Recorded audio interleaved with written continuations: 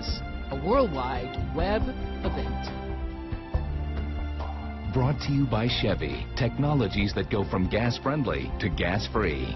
Sponsored in part by Post-it Flags. Find out what matters fast. Sponsored in part by Skype, bringing people closer with video calling. Welcome to our very first live worldwide interactive event. We are here tonight breaking new ground. Nothing like this has ever been attempted before. Right now, you all are online with me from every corner on our planet. Places like Albania, Bolivia, Cambodia, Ecuador, Finland, Hong Kong, China, India, Zimbabwe, Australia, Canada, the UK, and the rest of Europe, along with, of course, all 50 states here in our United States of America. Over 139 countries are represented in our class tonight. Welcome to you all. So I want to get started. This is the most exciting thing I've ever done. I've done a lot of things in my life, but I am most proud of the fact that all of you have joined us in this global community to talk about what I believe is one of the most important subjects and presented by one of the most important books of our time, A New Earth, Awakening to Your Life's Purpose. I don't think there's anything more important than awakening and also knowing what your purpose is. And for the next 10 weeks, author and spiritual teacher Eckhart Tolle and I will be here in our virtual classroom here on Oprah.com every Monday, 8 p.m. Be on time for class, 8 p.m. Central. We're going to be answering your emails. We're going to be having a conversation about each chapter and taking your calls from around the world and your emails from around the world and seeing some of you around the world through our Skype phones. I'm sure you've already noticed that you can type in your questions on the right side of your screen and send that to us instantly. And we will, we have a whole team of people here who are ready, waiting, standing by to take your calls and emails. And, of course, I'm honored to introduce the author of this great book, A New Earth, Awakening to Your Life's Purpose, Eckhart Tolle. Thank you. Yeah. Good to be here. How exciting is this? Yeah. Yeah, it's very good. Okay, so let's get class started. The way we're going to work the class is that we will have a conversation and take your calls and your questions whenever we feel appropriate. First of all, I wanted to just talk to you about how this book came to you. I was introduced to this book several months ago when I was interviewing Eckhart Tolle on XM Radio. I have a show on XM Radio. Many people know about it, but it's called the Soul Series. And on that show, I get to talk to anybody I choose, and I choose to speak to people who represent this kind of thinking, this genre of spirituality. And we talk about the soul. So I was interviewing Eckhart Tolle several months ago about his book, The Power of Now, because that's really all I knew about Eckhart Tolle was The Power of Now. I call you the father of now, The Power of Now, which that book was a life-changing book for me, given to me many years ago, about 8 years ago, by Meg Ryan, who's on the show. And the producer, Corny, came in and said, well, as I was preparing, she said, there's this other book he's written called A New Earth. And I just had time to thumb through A New Earth and not really give it its due because I was focused on reading The Power of Now and talking to you about that. And after our interview, started to read this book, and it was absolutely, I felt the shift that you talk about, that you say on page 7 that this will be meaningless to you or you will feel the shift. I started to feel the shift. And one of the things that really occurred to me as I was going through various chapters and having aha moment after another is how clear this message is. What a clear channel it seemed to come through for you. It was like I'd never, didn't know you or hadn't met you in person, even through the radio. We weren't sitting in the same studio. How did this come to be? How did this come through you, to you?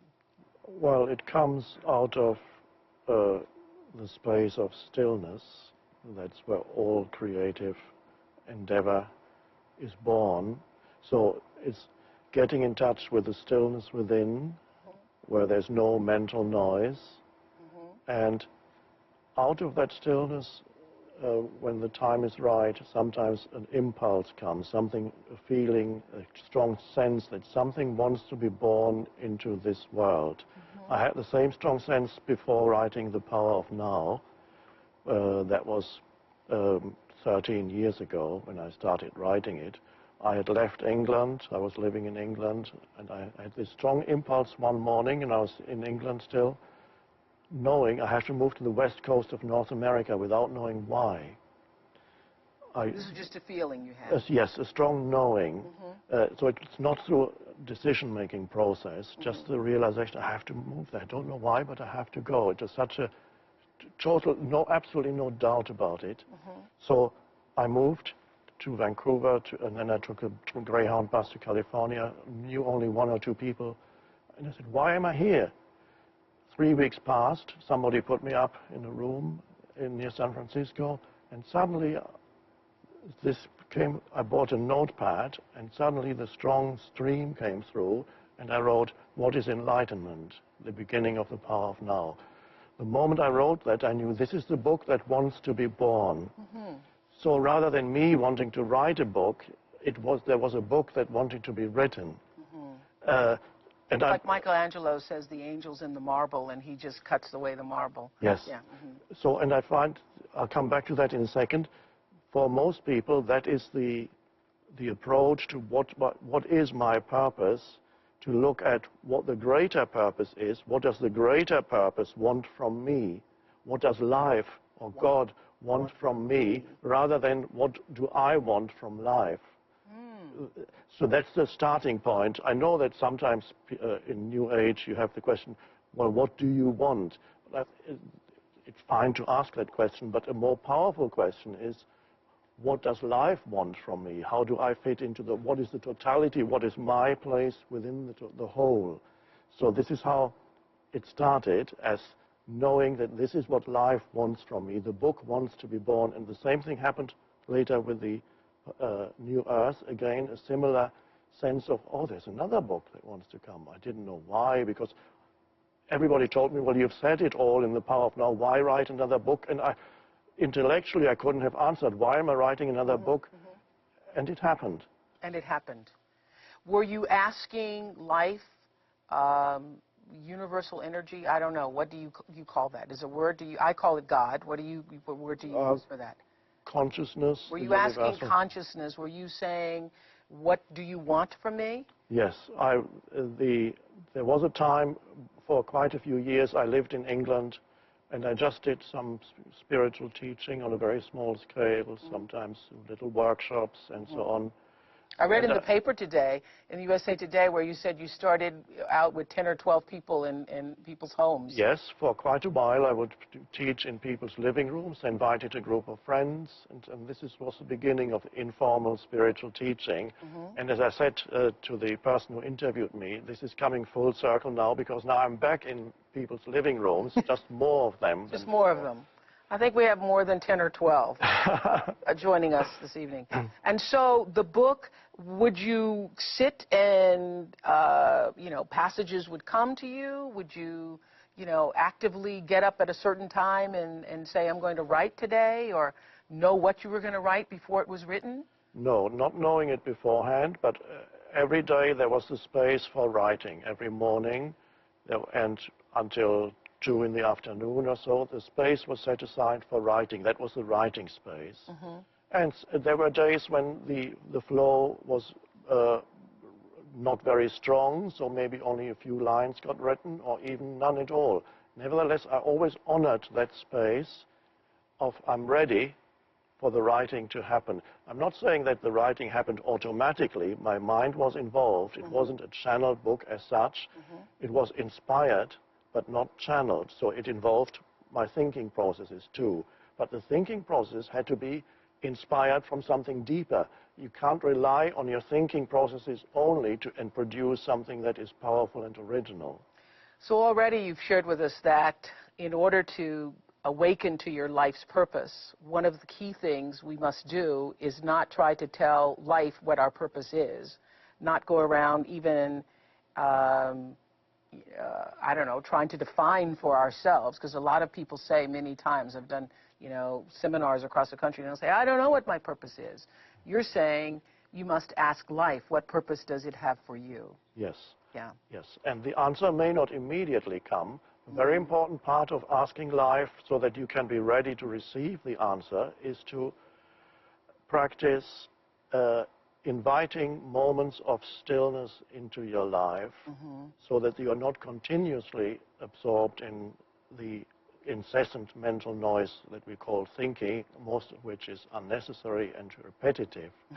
So to find spaces of stillness is vital if you want to get to the place where the answers are, potentially.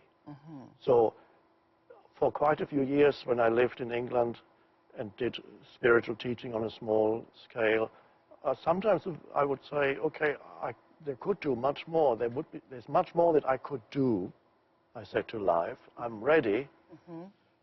But life just waited and waited, and the answer didn't come for several years until that morning when it said, move. Move. Move. Yeah. Move to Vancouver. Yes, and why did I have to move to write it there? I didn't realize that. Every place, Vancouver and California, that's where the Power of Now was written. I was moving back and forth. I didn't have a home as such. I stayed with friends, moving back and forth. And so only later I realized I had to move because the energy field on the West Coast, this is what I needed for the book to be born. The energy field in England, although I love England, I have a deep inner connection with England, the energy field there was not right for, in my personal case, for this book to come out. Wow. So I only realized that after I had to go back to England, and then I stayed in a community because I didn't have a home of my own anymore, and I wanted to continue writing, but I couldn't do very much there because I thought, why can't I continue? The stream stopped. I could only do editing and correction. That was necessary too. But only when I went back to the West Coast, my visa had expired, I had to go to England, and I went back, immediately the flow came back. And I said, oh, now I know why I had to move. So it's often trusting life when a very strong impulse comes. But you may have to wait. It doesn't mean that you necessarily immediately obey every impulse, because impulses can also come from more superficial levels within yourself. But you were wise enough to know the difference. You had discernment. Yes. Yes, to know the difference. Yes. Well, it's so interesting because you, in the beginning of A New Earth, start out talking about a flower. And I've heard many people who've, because I go on the message boards every day. I'm loving you on the message boards, everybody. And many people are saying that they look at flowers differently now. I can certainly say that I do. And one of the things that you said that struck me when you said that they are representatives of the spiritual realm, and that when you are still, allow yourself to be still with a flower or a crystal or a bird or really anything of nature. Yes. But you used a flower specifically because? Because a flower is, nature on the whole is a beautiful access point into inner stillness if you can be there fully present. But a flower is even everything. Say messengers from another realm. Yes, like messengers. A flower is much more fragile than a plant. It is more fleeting, ethereal, I think is the word, more ethereal. So it has less density to it than most other things. It is and because of the lack of density, it's almost as if spirit could flow through it more freely. So when you contemplate a flower without too much interference of the thinking mind, to actually truly look. This is what Jesus said, by the way.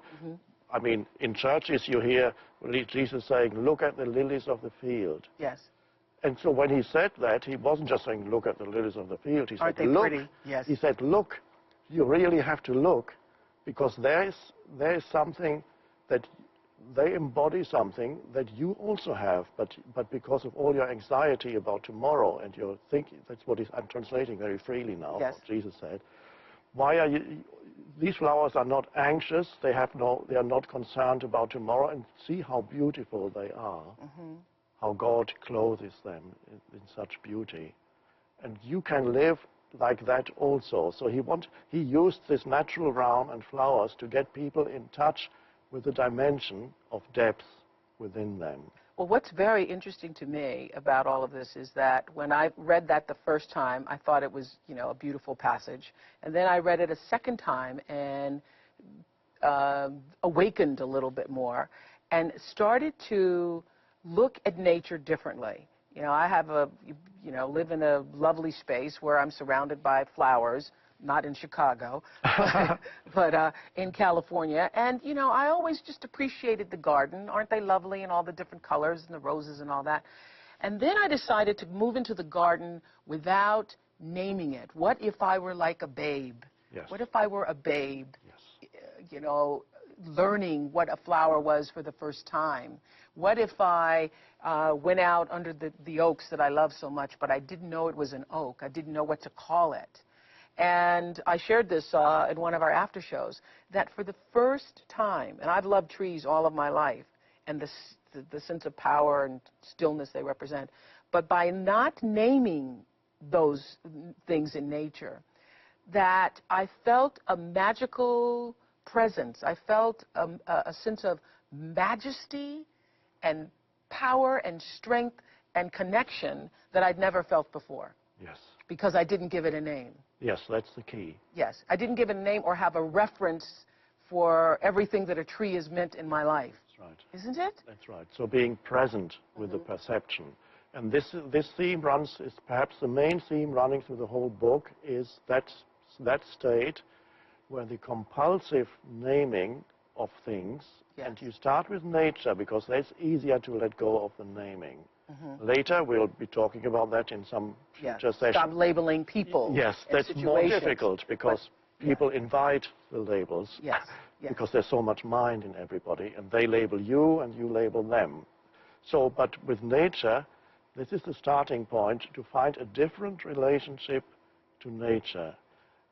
It doesn't mean that you need to forget what you have learned about trees or about flowers. When it's necessary, you can get that knowledge and you use it. Right. But not to be totally in the grip of what you have learned, of mental labels, of interpreting mentally, but being able to perceive, one could call it, perceive the flower, see it, through a background of just stillness. Just stillness. Which is really consciousness. Yeah. Well, I will tell you, it's an amazing, for all of those of you who've tried this, and I know some of you have because you've emailed us and said so, but when you start to walk through a park or walk in your backyard or begin to, and you're right, it's easier with nature than with people, and pretend that you don't know or just let yourself be in the space without labeling the things, it's just, everything's vibrating and it's like, you know, scintillating. Yes. And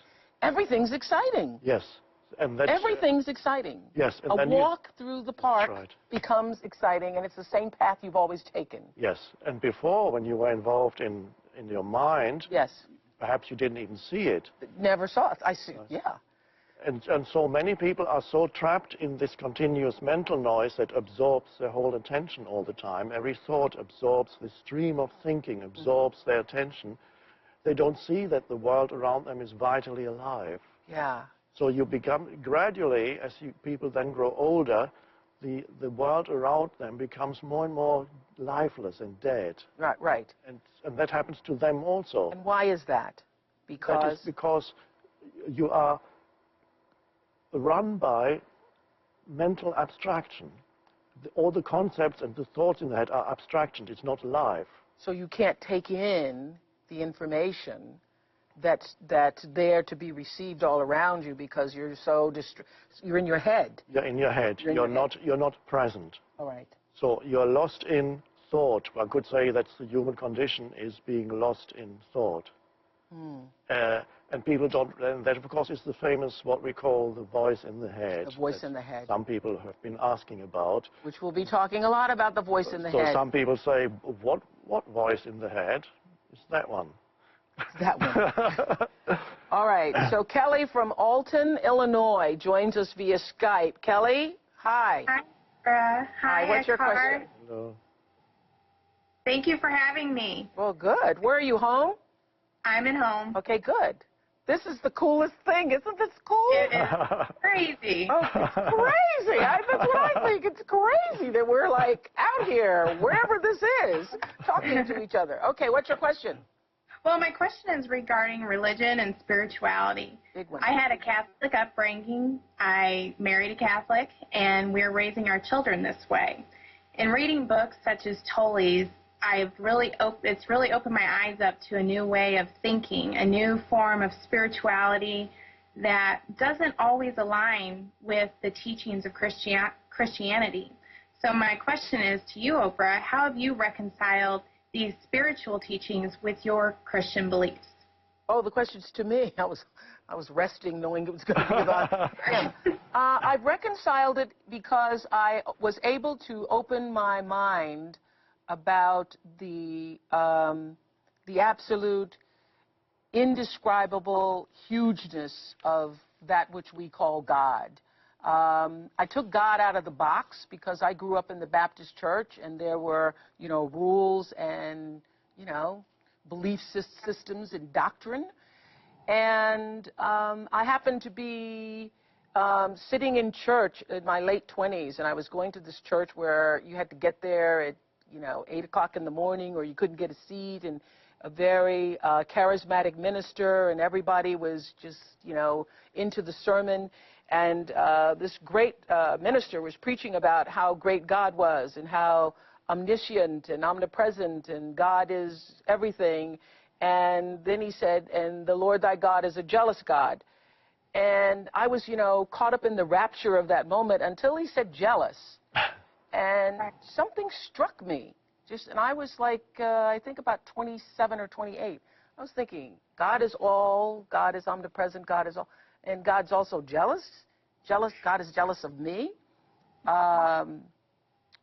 And something about that didn't feel right in my spirit, because I believe that God is love and that God is in all things. And so that's when the search for something more than doctrine started to stir within me. And I love this quote that Eckhardt has. This is one of my favorite quotes in chapter 1, where he says, "Man made God in his own image. The eternal, the infinite, and unnameable was reduced to a mental idol that you had to believe in and worship as my God or our God." Now, I think that's very eloquently put by Eckhart Tolle in chapter 1, but that is exactly what I was feeling when I was, sitting in church that Sunday listening to the preacher. And, it's been a journey to get to the place where I understand, as I said on the pre-show here, that what I believe is that Jesus came to show us Christ consciousness, that Jesus came to show us the way of the heart, and that what Jesus was saying, that to show us the higher consciousness that we're all talking about here. Jesus came to say, look, I'm going to live in the body, in the human body, and I'm going to show you how it's done.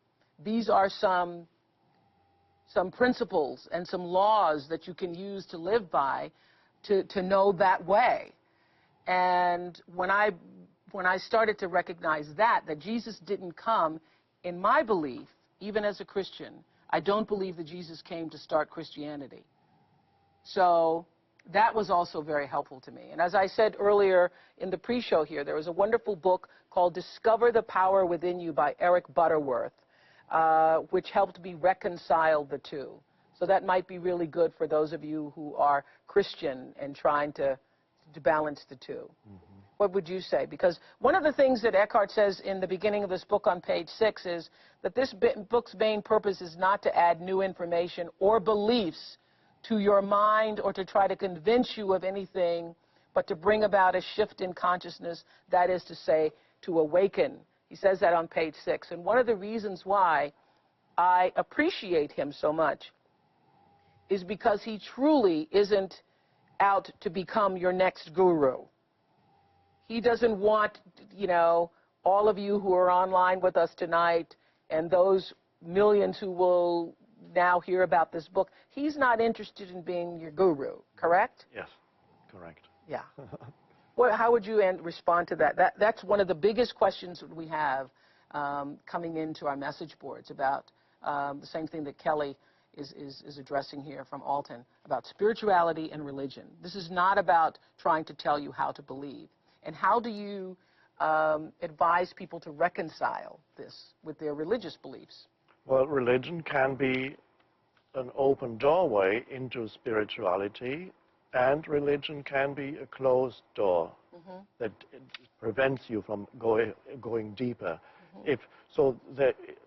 I love reading the New Testament, and I also read the Old Testament. Sometimes there's some incredible jewels in there.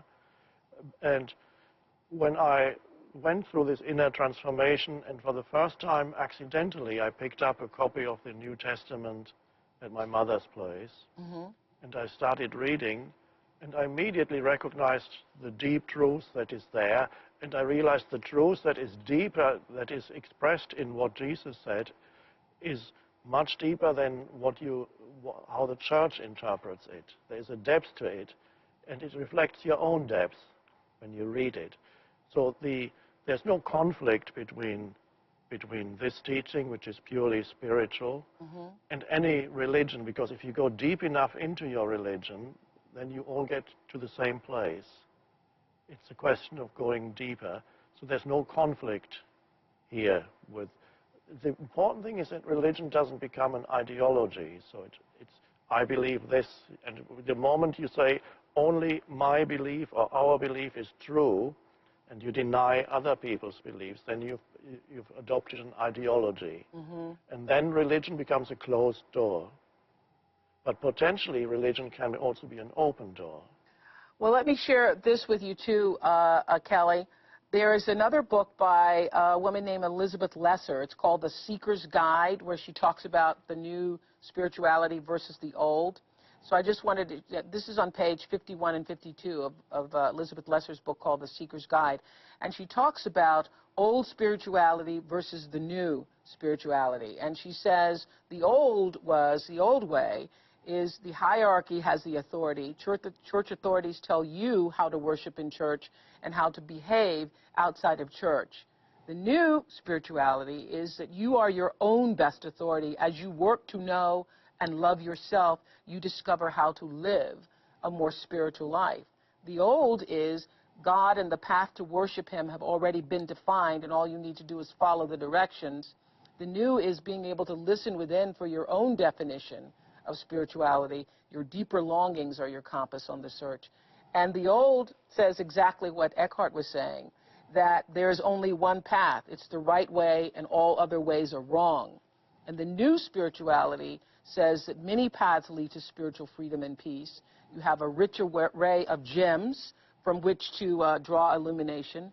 The world's religious traditions, mythology, psychology, healing methods, scientific wisdom, your own experience, and that you can begin to string a necklace all your own. Then she lists, other old and new. And so it's really a question of what you were saying to us earlier, that this material strikes a chord within you. Something in you opens up and once, feels alive and is awakened to that. And yet there is the ideology that says what to you? What is the conflict for you?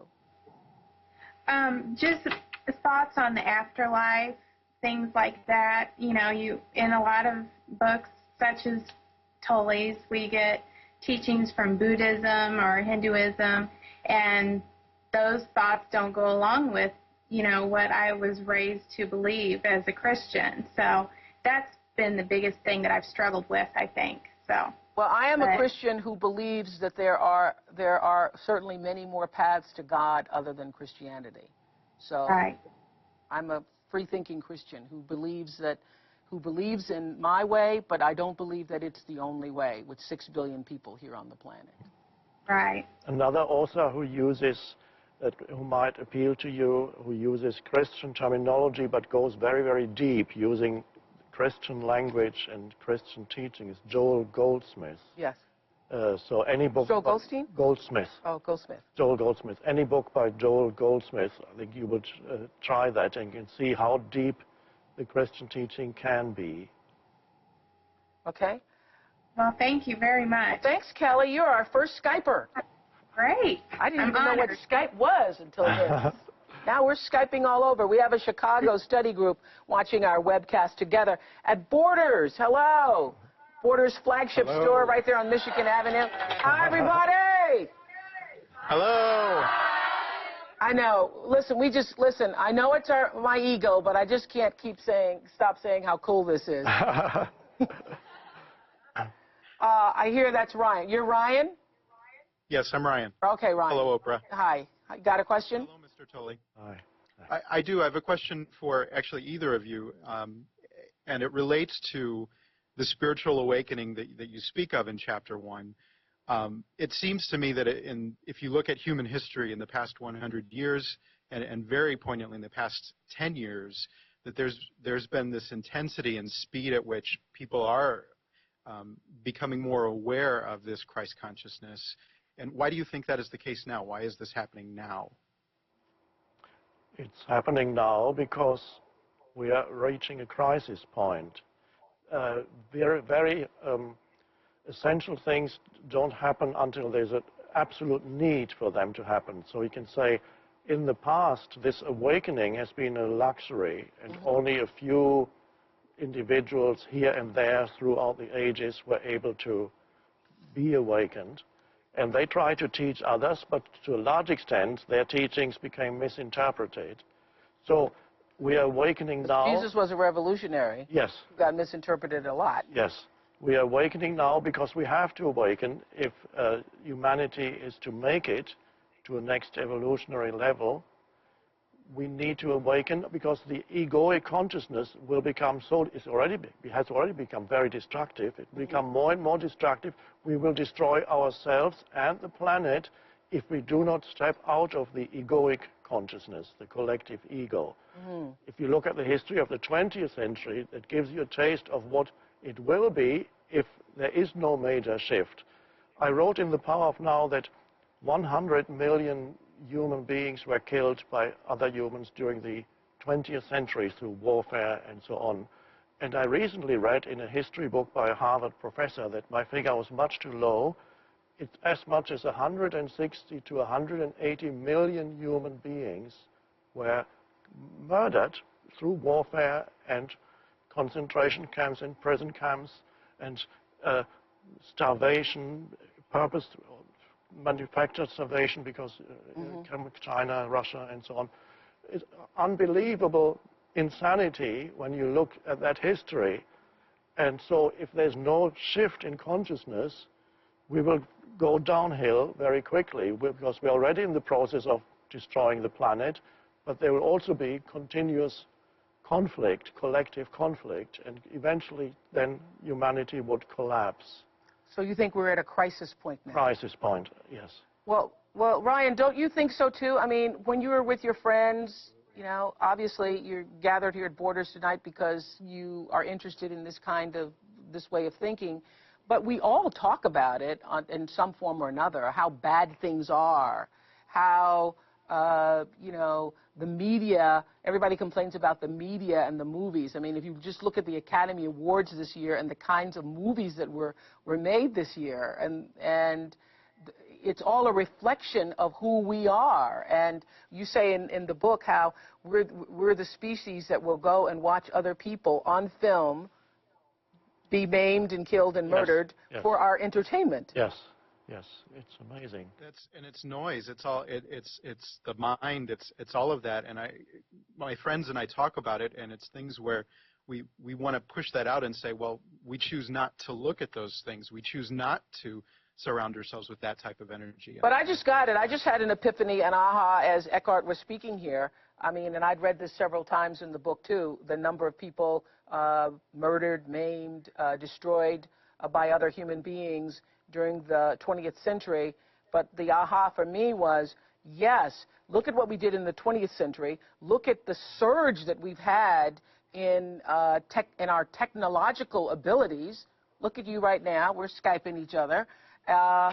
The advancement in our abilities to create new bombs, new ways of killing each other, so that in the 21st century, if there isn't a shift, if you had over 100 million people killed in the 20th century, God only knows, and I do mean God only knows, yes, what will happen to us, yes, unless we start to change this. Yes, because technology amplifies the egoic dysfunction in human beings. So before, the dysfunction was the same 2,000 years ago, but we couldn't do that much harm because the technology wasn't there. The very same dysfunction still operates and becomes magnified through science and technology. Does that answer your question, Ryan?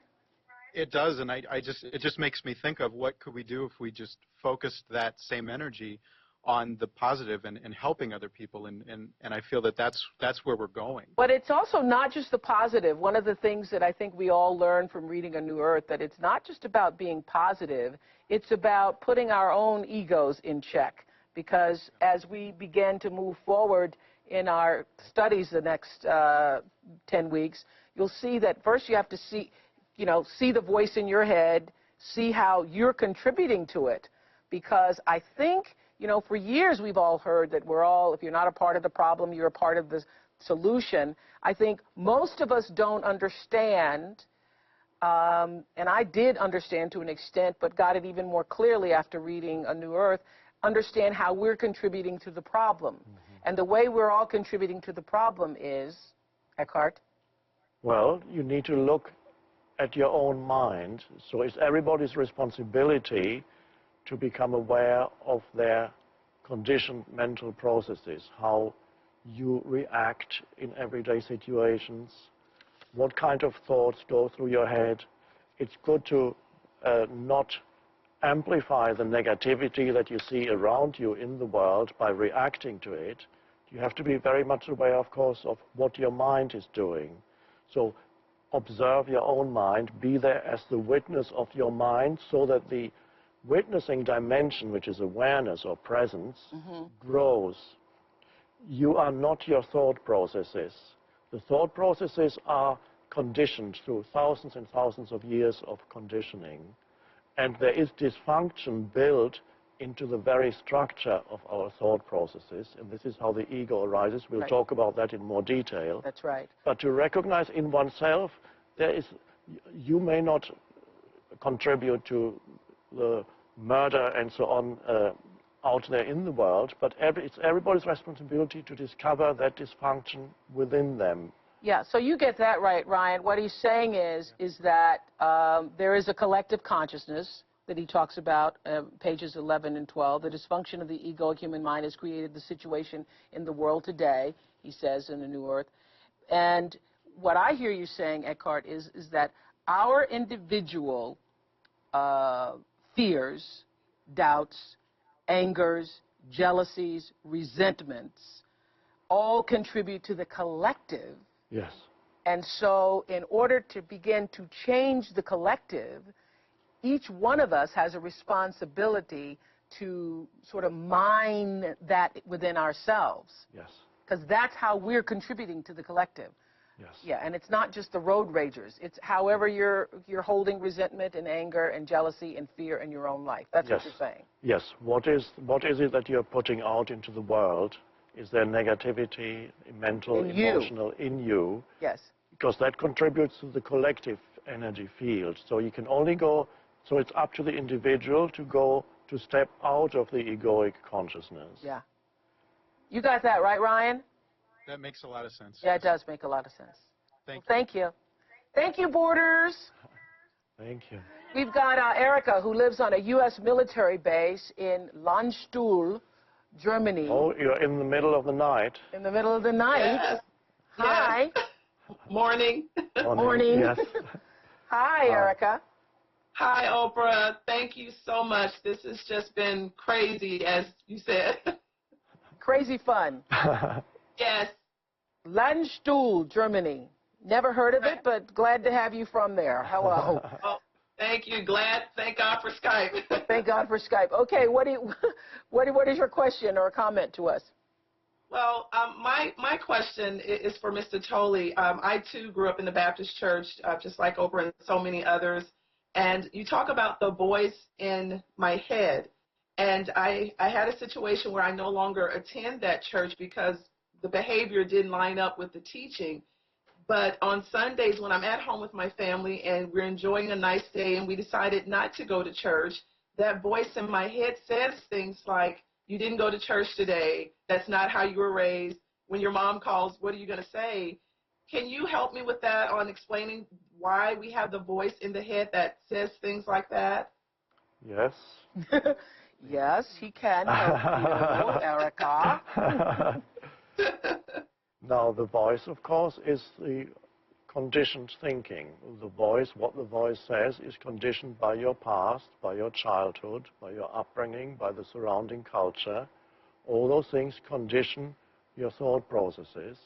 And sometimes it happens when you awaken, maybe not completely, but when the awakening process begins, a lot of the old voices in the head, the old thoughts, still come up. They still come up. And the essential thing is to recognize them as conditioned thought processes. And to see, because the fact that you're asking the question means there's already an awareness there that these are the voices in your head, so you're not totally identified. Because if you were totally identified with the voice, you would say, I feel so terrible, I really think I should be doing this. But you realize it's the voice in the head that's doing it. And then you can allow it and say, okay, there's an old thought, and allow it to be there and be the awareness behind the thought. And anybody, this is not just for your particular case, there are many other instances where people have the movement of thought, telling them this or that, interpreting events and people according to the old conditioning. When you meet people, telling you immediately, judging somebody according to your old conditioning, with prejudices, with all the old conditioning. And so the only way you can gradually go beyond the conditioned thought processes is simply to be there as the witness. You don't need to act on it or say, go away, I don't want to be thinking this. That doesn't work. It would only give it more energy. That's right. So, again, a vital thing, and this will be going throughout the book and the teaching, is as much as possible, be aware of what your mind is saying and realize that's only a small part of the consciousness, the totality of consciousness that you are. Many people don't know that yet. They're totally one with the voice. They are the voice. They're so identified with every thought that comes. There's no space between them and the thought.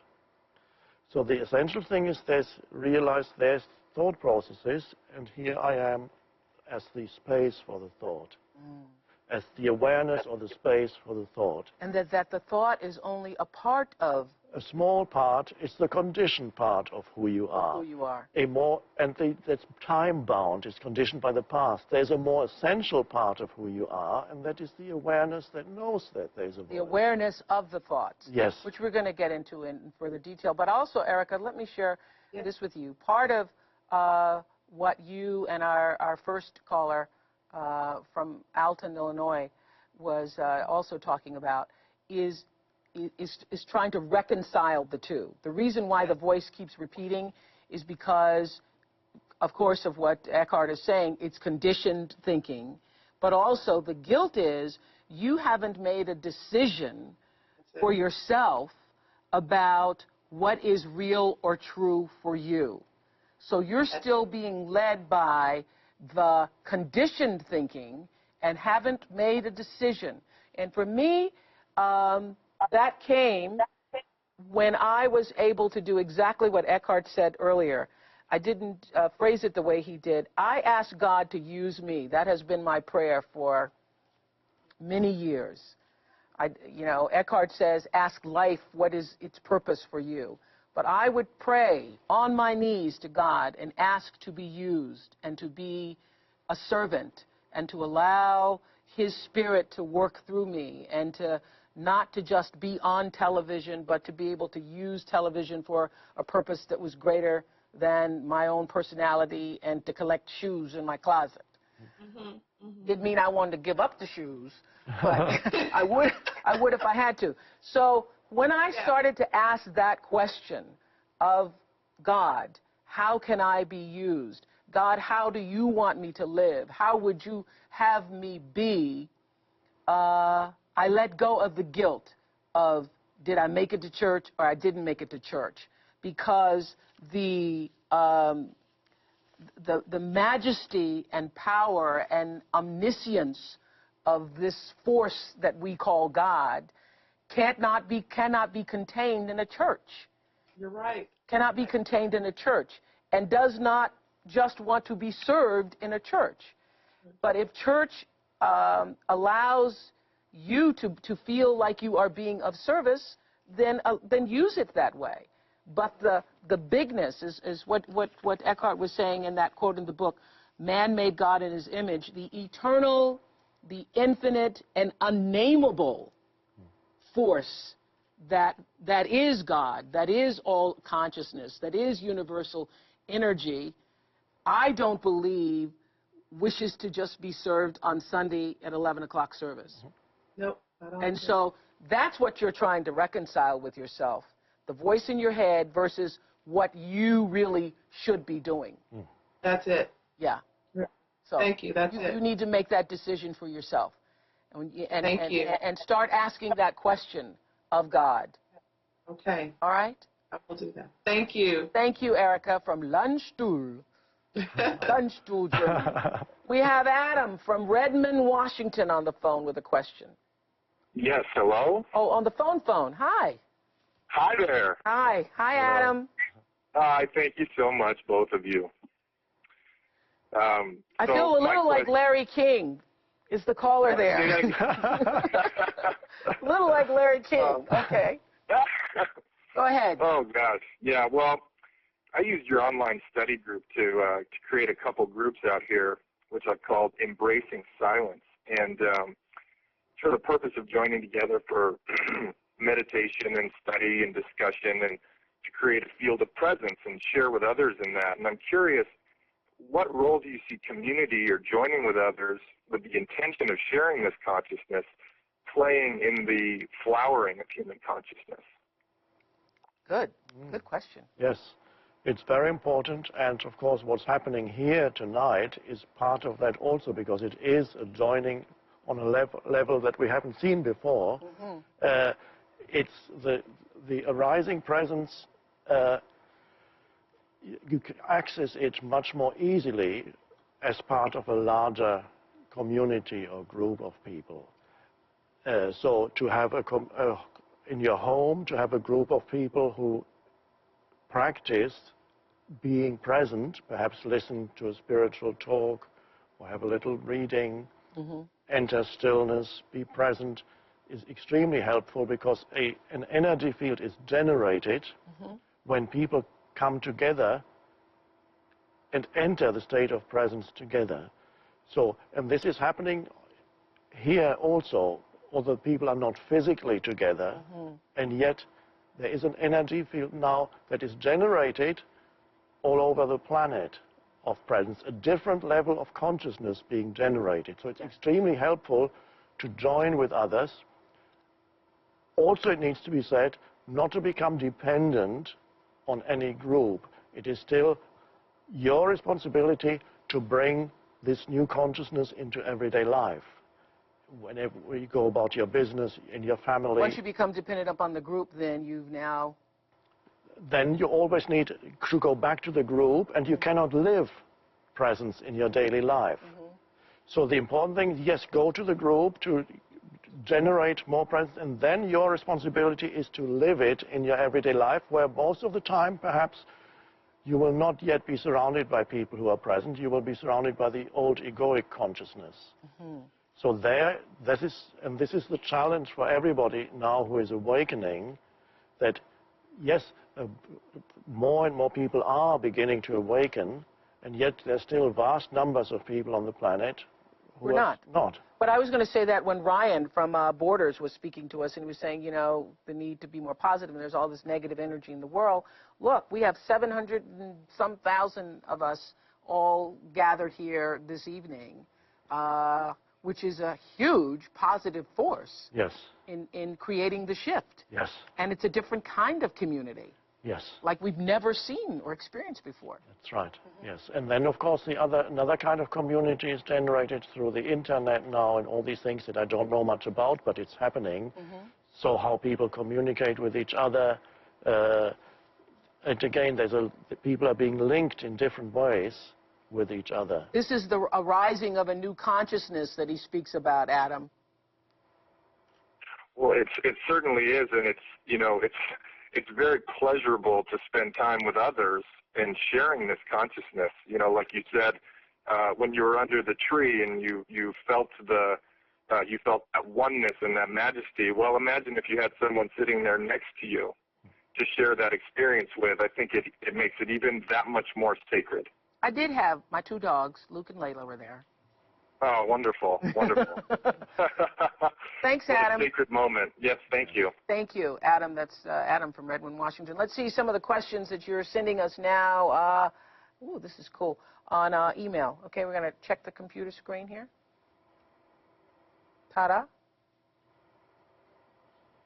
Questions are? Nothing's there. Nothing's there. So I'll keep talking. One of the things that really struck us was so many people responded to this. Page 13. You don't become good by trying to be good. You don't become good by trying to be good. And carry on. Okay. There's more to that sentence. Yes, there is. I must go to page 13 to find it. You don't become good by trying to be good, but by finding the goodness that is already within you and allowing that goodness to emerge. But it can only emerge if something fundamental changes in your state of consciousness. Yes. So what that means, if nothing changes in your state of consciousness, the ego has many ideas. It says, I want to be a spiritual person.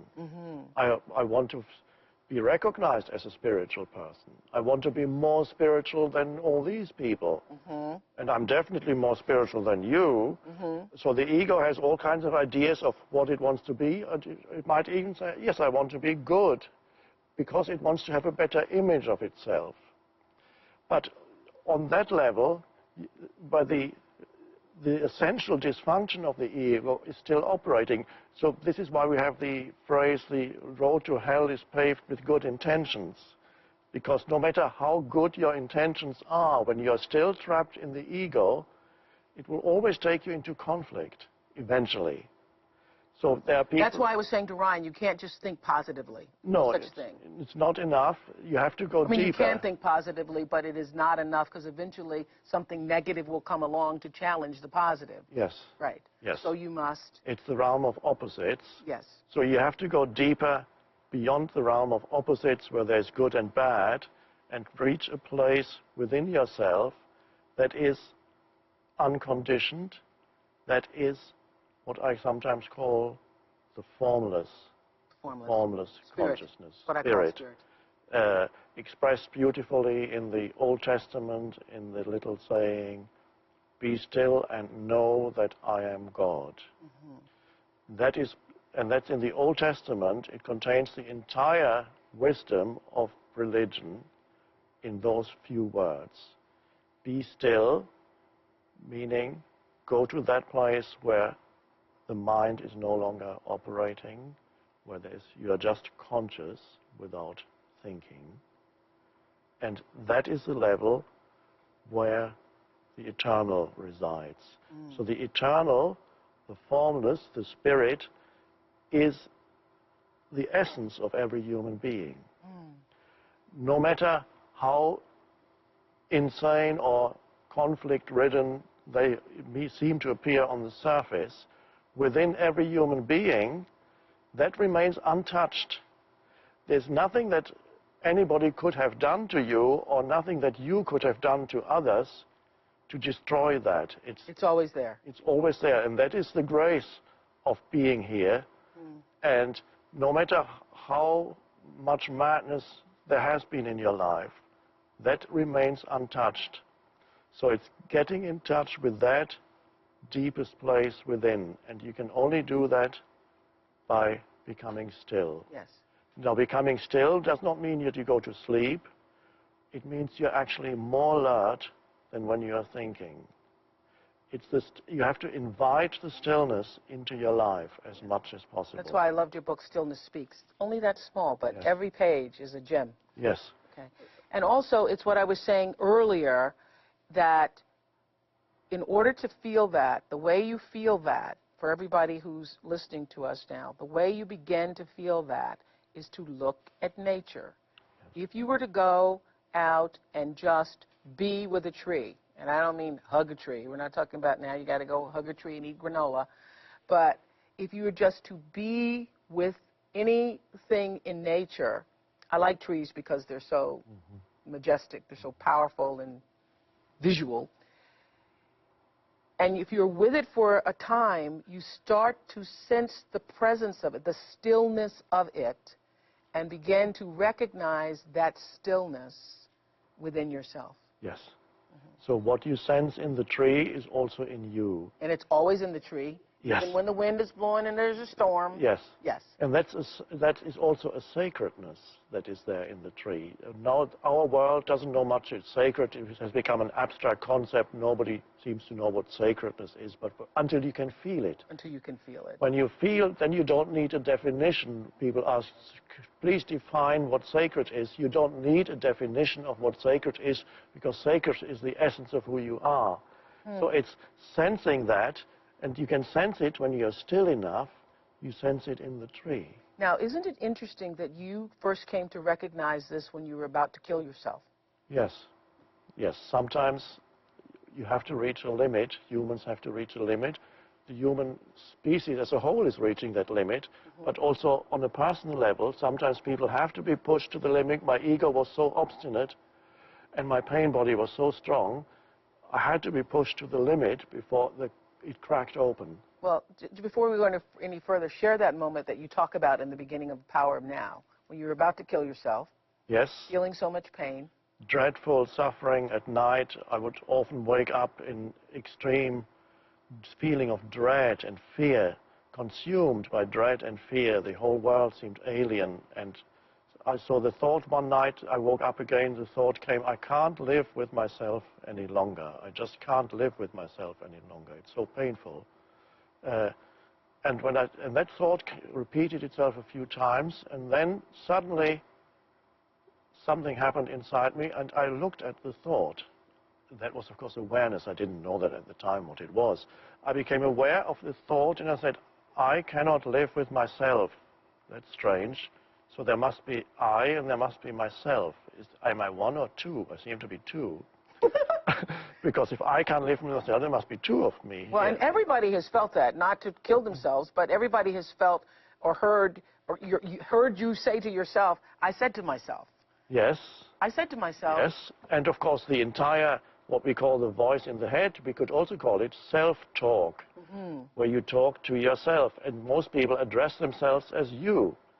So the voice says, you shouldn't have done that, or you should better, or yes. So there's a separation inside human beings, which is the essence of ego. Right. That here's an image of who I think I am, and then there's a me, and Okay. they get mixed up together. Okay, I'm sorry I interrupted you with that thought, though, but you getting ready to kill yourself, said, I can't live with myself any longer. Yes. Said that several times in your mind. And then I became aware of the structure of the sentence, and said, if that's the case, then who is the self that I cannot live with, and who am I? Wow.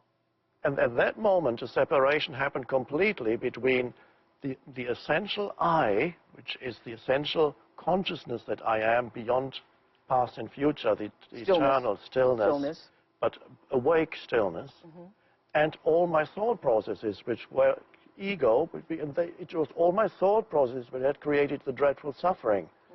The mind-created entity, the unhappy me, was continuously fed by my thinking. It consisted of thinking, a stream of thinking. So did you just decide that night, I guess I'll wait to see if I will kill myself? No. Yeah. It was a kind of spiritual suicide. So the ego died. Instead of me having to jump off a bridge, fortunately, the ego died. The ego dissolved. The ego as the unobserved mind dissolved. The ego. The false self, the me, the unhappy story. Oh, got it. Me as the unhappy, my identity as me and my unhappy story. Died, dissolved, because the I behind it suddenly woke up and said, who is that self that I can't live with? And when you fully look at that self, it actually dissolves, because it cannot survive in the light of intense consciousness. Wow. And so the next morning I woke up and I didn't know, I thought, that was strange, what happened? Well, there was still, I felt myself. Were you drinking? No drinking, no drugs, no drugs. No acid. You had a couple sips of something. Yeah. Nothing, it just happened, and I felt like being drawn into a kind of vortex then. And then I went to sleep, and the last thing I felt, there was still some fear. A voice said, don't resist, or resist nothing. Resist nothing. Don't resist nothing. And so I must have gone to sleep then. You had your first good night's sleep in God's Yes. wind.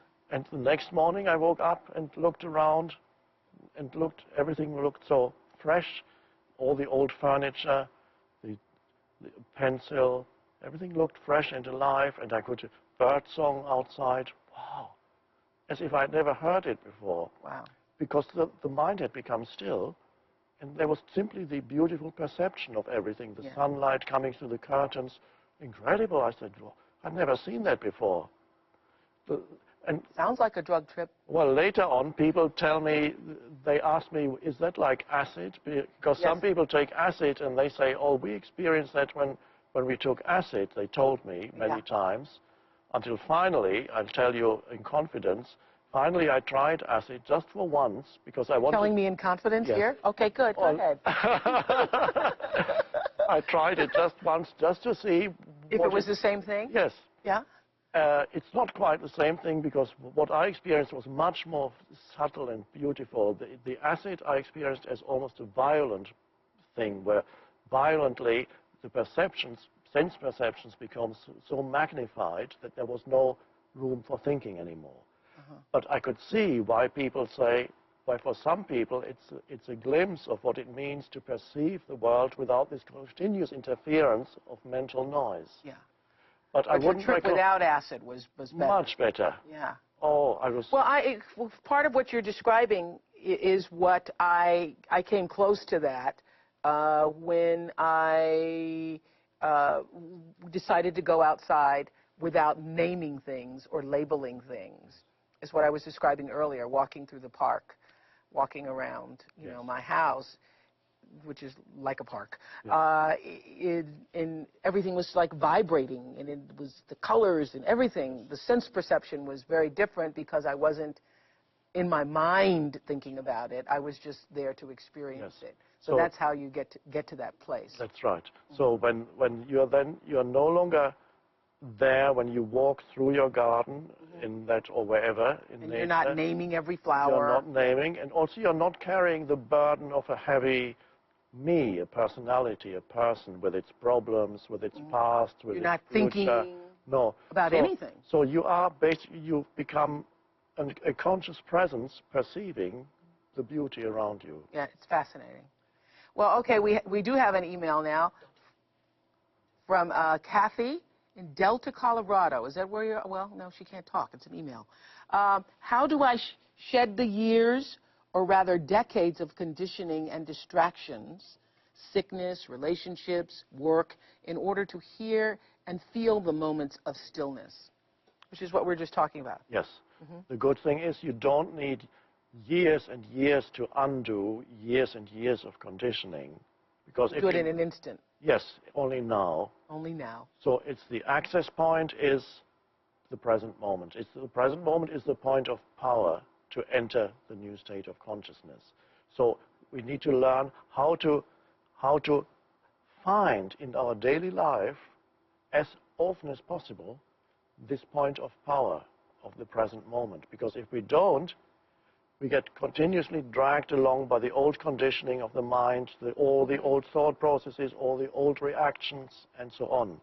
So there are many little things you can do to access the power of the present moment. For example, a very simple thing, ask yourself, am I still breathing? Now, what does that mean? How to find out if you're still breathing, your attention needs to move from the thinking into here.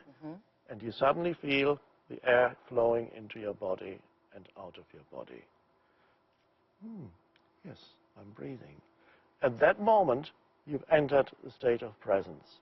Even if it's only 5 seconds, you've entered that, you've become present. In the moment. In that moment. So another thing I suggest is when you do habitual everyday motions like washing your hands or walking across the room or walking down the stairs or the slightest thing, taking a cup out of the cupboard, do it consciously, do it being present of the feel, for example, you wash your hands, feel the water, smell the soap. We have this in one of the workbook exercises online, yes.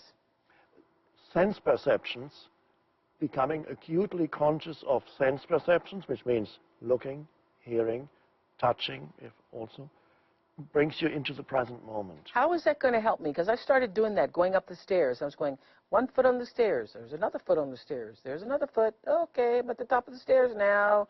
I was present walking up the stairs. What does that do for me, Eckhart? Were you present? Yeah, I think I was. There's a foot, there's a foot, there's a foot, there's a foot on the stair. I'm just there. Okay. The movement of what? Feeling the motion of my body and how many parts of my body have to move to get me up the stairs. Yes. And, I used my, thigh muscle there. Yeah. Yes.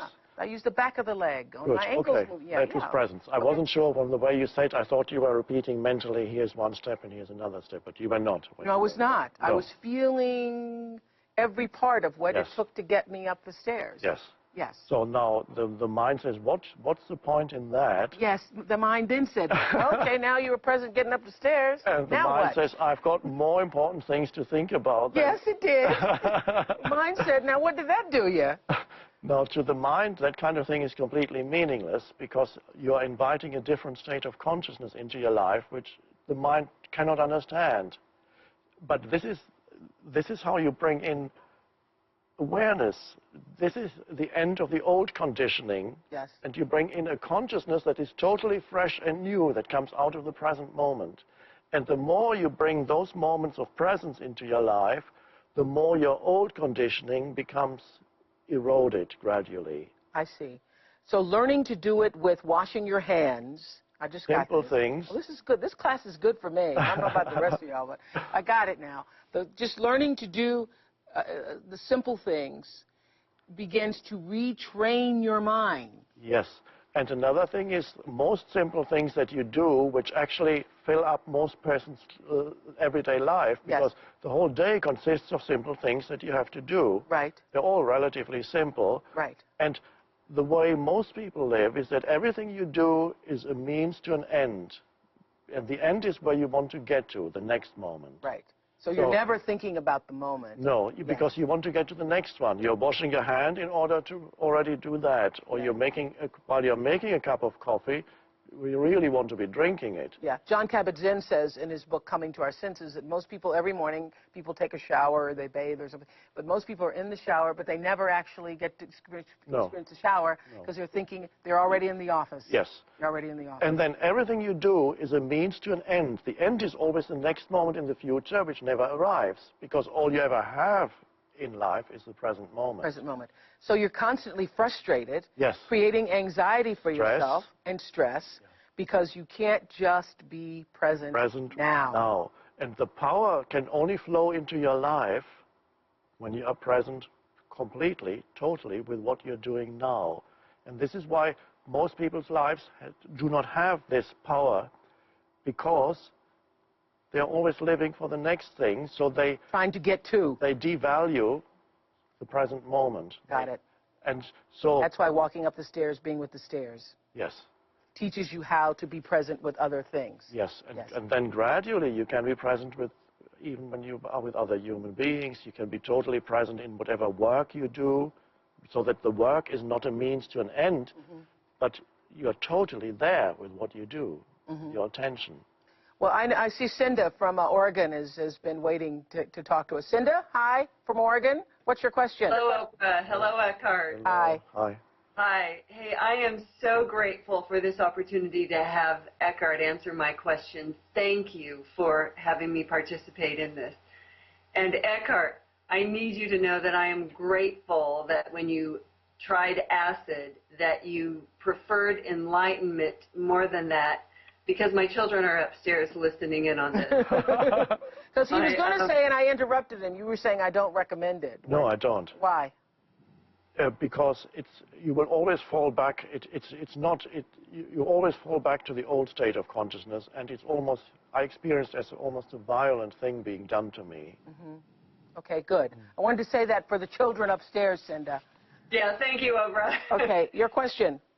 Well, my question is this, and, first of all, I also want to tell Eckhardt that his words in his book have moved me to my core, and I am a new person because of it, and not only because of my internal changes, but the way that I am in the world that I live, and I am so grateful for that. Thank you, Eckhardt. I want to ask a question. It's something that we've already talked about a little bit tonight, but I feel it's important enough to bring up again. And I believe that the way that Eckhardt answers this question might just be the catalyst to change that we need in order to save our planet and ourselves. On pages 20 and 21 in the book, you talk about in an ever-changing world or an ever-changing environment, a species needs to either adapt or they will die out.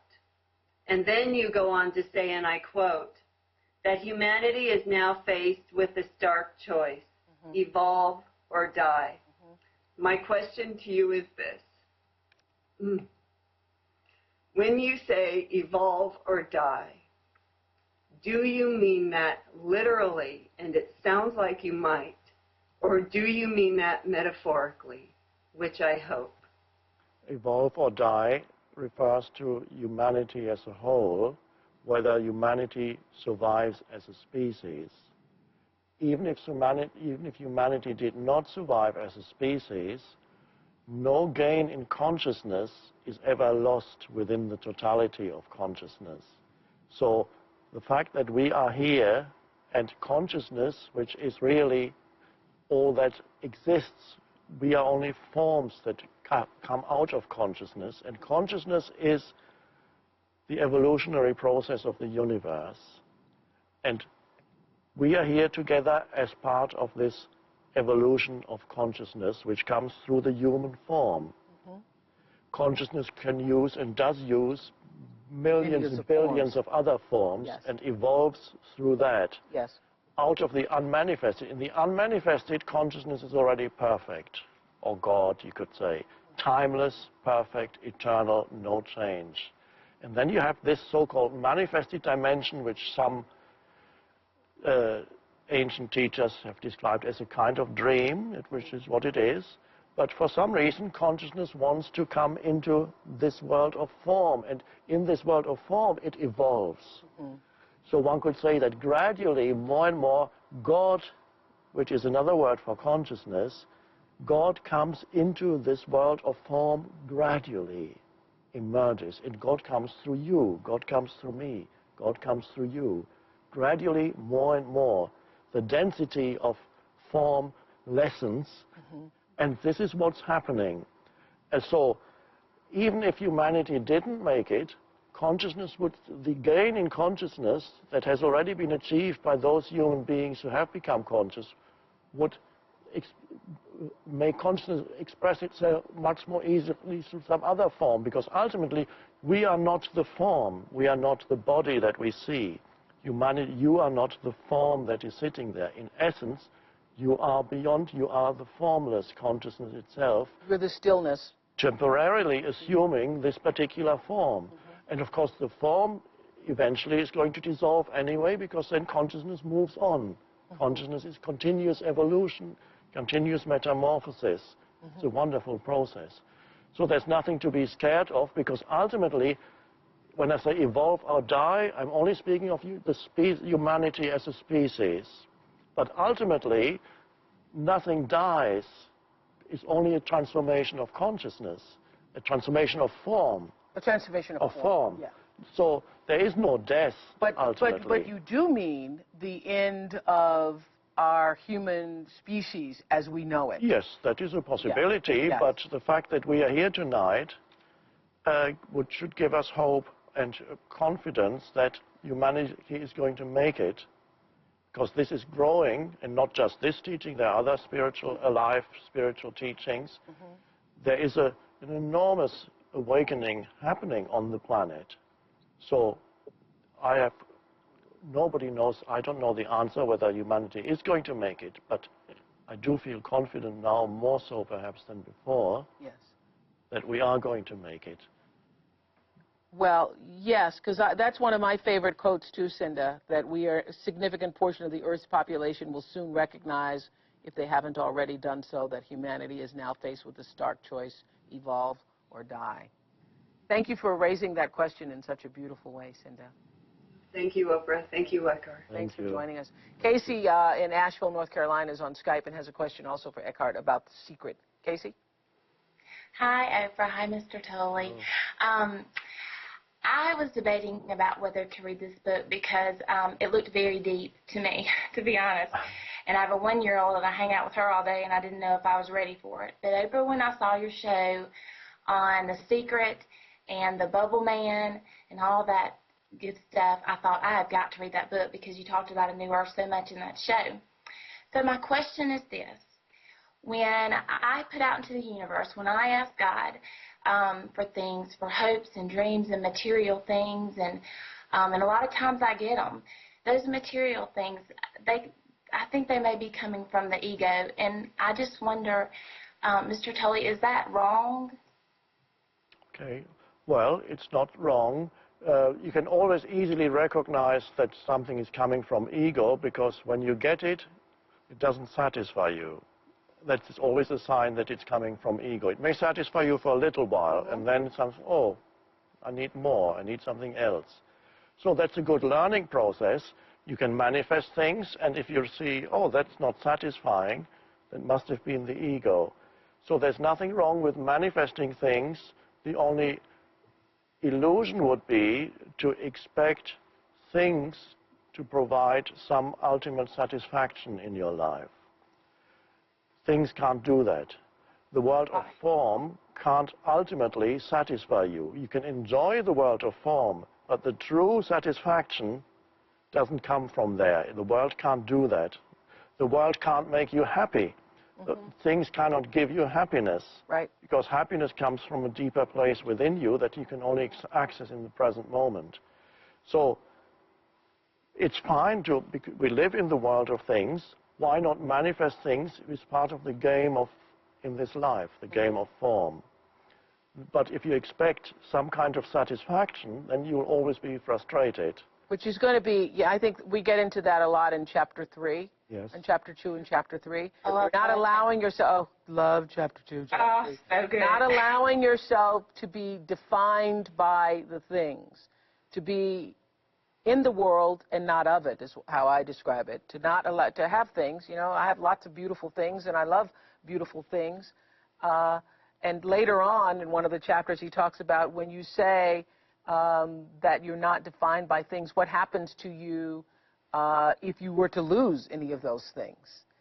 The depth of your, grieving or sorrow or, so-called suffering determines how attached you were to those things. Yes, and for many people, it doesn't matter to me until somebody steals your car. That's right. Yeah. And for many people, that's a very important lesson. When suddenly they do lose something, it can be a wonderful spiritual lesson, and then perhaps you suffer, and then your attachment gets broken, and suddenly you go beyond the attachment. So there have been people who've lost everything and suddenly become free of the ego because the ego had nothing left to identify with. So this can happen. And another important thing to mention with regard to manifestation is the basis for your life is the present moment. You need to, first of all, the very basis for everything is to come to an acceptance of this moment as it is. Gratitude is part of that. Of course, we'll be talking about that in more detail. So that there's no neediness when you manifest. It's the neediness that there's dissatisfaction, for example, in your life. If there's dissatisfaction, that is not a good place, not a good starting point for changing your life. The ego may tell you that, but it isn't.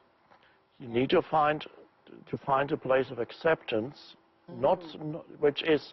Wow, that's powerful. No matter where you are, come to terms and become friendly with the present moment. Because if you do not become friendly with the present moment, you're not friendly with life. If you're not, because life is only now. If you're not friendly with life, life cannot support you. But did you just say that being in a place of being dissatisfied is not a good time or place to change? It's first, you can see the totality of the situation. Let's say, I use the example in The Power of Now, you're stuck in the mud. You're walking somewhere and suddenly you get deep into the mud up to your knees. Right. Now, you wouldn't say, okay, I'm satisfied with this situation. You can't be satisfied with this situation, and you know that you need to get out. But you say, okay, here I am stuck in the mud, and I need to get out. There is no cursing the negative reaction. Yeah, there's no cursing. Damn this mud! Yes. Yeah. Or struggle against. Yeah. Because if you struggle against, you get in deeper. You're just going to get more mud on you. Yes. Yeah. So, very important, perhaps one of the key things here in this or any spiritual teaching is the question that you need to ask yourself as much as possible. You can even put it on your bathroom mirror or some other places where you often look. And that question is, what is my relationship with the present moment? And to become very conscious of that. And then you find out, then you of course need to become alert. Okay, what's my relationship with this moment? Is there negativity, in which case I'm fighting, I'm making the present moment into an enemy. Yeah, and what you say is what you resist persists. Yes. So you must make peace with the moment. Yes. Doesn't mean you have to approve the situation. No. But you must make peace with the moment in order to get yourself out of it. Yes. Because resisting is only going to cause more of it. Yes. Okay. And that's absolutely vital. So peace with what is. The isness of this moment is already as it already is as it is. The ego doesn't understand that, but you can't really argue with what is because it already is. So you must accept whatever it is first before you can begin to change it. That's what you're saying. Yes. There must be acceptance. Acceptance of what is first. Then action comes out of the acceptance. It no longer comes out of resistance. Got it. Which is a totally different energy flows into what you do when it comes out of an acceptance of this is what is, and then action happens. That is actually empowered by life itself. Well, I think that explained it, Casey. Thank you. I think so, too. Thank you so much. That's amazing. Thank you so much. I just wanted to go back to spirituality and religion for a few moments in the few moments we have remaining, because I know that's still such a major issue with so many of you.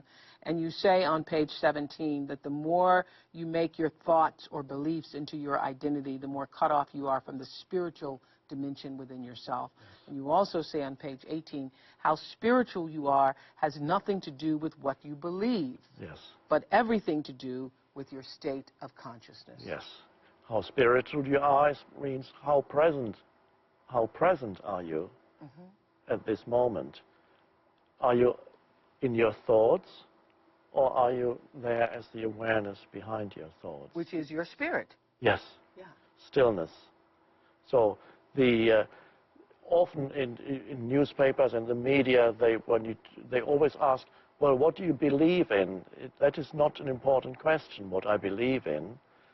The important question is, are you present at this moment, not what your belief structures are. I think people want to know what you believe so that they can label it and decide whether Yes. they're going to like you, accept you, or not. Yes. Yes. And they want to know, do you believe the same thing that I believe? Because if you don't, you're my enemy. Mm-hmm. Yeah. And you're laughing at that. Okay. Well, it's mad. It's better to laugh at madness. Yes, yes. I just wanted to mention this person, Maria from Doha, Qatar. Just wanted to say Doha, Qatar. In? Yes. In what country? Qatar. Qatar. Okay. Qatar. Okay. Qatar. Okay. She says, do you think that people are ready and willing to set aside time to be quiet each day? Is this possible in a global sense? Would anyone who thinks their life is fine be willing to waste time just sitting in order to raise their consciousness level? Well, I would change the question a little bit to make it more vital and more relevant, is ask, am I ready? The only question you really need to answer is, am I ready to do this? Mm-hmm. You don't need to know whether other people are ready to do it. Only you can have the answer, am I ready to be still? Very good, Ms. Qatar. Am I ready? That's the vital question, and only you can answer that. I can't answer that. Are you ready, or are you so fascinated by the things of this world and your mind that perhaps you need to pursue those things for a few more years until you suffer a bit more, and then you're ready? Well, yes. When we were doing rehearsal for this yesterday, we were up on Skype, and someone said, I'm 28 years old, and I don't think I need to be awakened, so what can I get from this book? I go, don't waste your time. Go read another book. Yes. Yeah. If you don't think you need to be awakened, then... No, that's right. So the time is not yet there for everybody, and that's fine, too. What about the people who are struggling, particularly in this first chapter with the book? The first chapter is a little bit more conceptual than the other chapters and less practical. I wanted to give a general context for where the book fits into the general context of the spirituality on the planet, the transformation of consciousness on the planet. So just read through. There are already very important pointers in the first chapter, if you can see them, that will run through the whole book, presence and so on. Just carry on, but not only the first chapter. Anywhere in the book, don't expect to immediately understand everything. That's not necessary. And besides, understanding the book is not the essential thing. It's secondary. The first thing is to experience the truth of it. Rather than conceptual understanding, the essence of what's in the book, but in any case, cannot be understood conceptually. For example, presence. People say, can you explain to me what presence is? I've already given a few pointers. It's pointless to go beyond that and give further definitions. You can only know what presence is by being present. You must have at least a glimpse of presence, and this is why it's not understanding that's the essence. So when you don't understand, just read on. It's a process. Reading this book is a process. Yes. And this book, as you say, again, as I said in the beginning, this isn't about creating more information for you to believe in. No. Yeah. No. And you don't want to be anybody's guru. No. No. So it's not through your mind, really, that you can get... And anybody who finds this book meaningful, and this is the important thing, is already awakening. If you're not awakening already, this book will be completely meaningless, or any other truly alive spiritual book will be meaningless. If you won't understand it, or you say, there's not much there, I don't know, it doesn't make sense to me. If it does make sense, and especially if you feel something from within responding, and you say, wow, yeah. Well, I think also, too, for all of you who've joined us, there are a lot of people who are expressing they're getting it, they're awakening, they're feeling more alive and excited, and then you want to go share it with somebody else who perhaps hasn't read the book, doesn't feel the same as you, and then they feel frustrated. Yes. And I guess you would say the same thing as you say to the woman in Qatar, just worry about yourself. Yes. And so if others... Concern yourself with yourself. That's right. And if friends or relatives say, it doesn't make sense to me, that's fine. Perhaps in a few years' time they'll be ready. We don't know. So it's to accept that it's not yet for everybody. Accept it first. Accept. Accept. Accept. Don't demand that or don't make it into an ideology and then try to convince people that they must be present. Right. I got it. Before we say goodbye, I want to thank you for being with me, all of you out there. This is just the most exciting thing I have ever done, being able to talk with you all and share this kind of information that allows all of us to get closer to who we really are so that we can do, honor our life's purpose and calling here while we're on Earth. And we'll be here next Monday again at 8 p.m. Central. If you want to experience this first class again or tell a friend who missed it, our webcast will be available on demand tomorrow for free here at oprah.com. You'll also be able to update your workbook and get started on Chapter 2. And if you want to download the podcast of this class, you can do that too at oprah.com and at iTunes. Next week, woo, moving out of the conceptual Chapter 1 into the good stuff. Yes. Moving on, the next week we'll be talking about the ego. Wow. We'll see you next Monday night. Thank you, Eckhardt. Thank you. And thank you so much to all of you around the world. Good night. Good night. Good morning.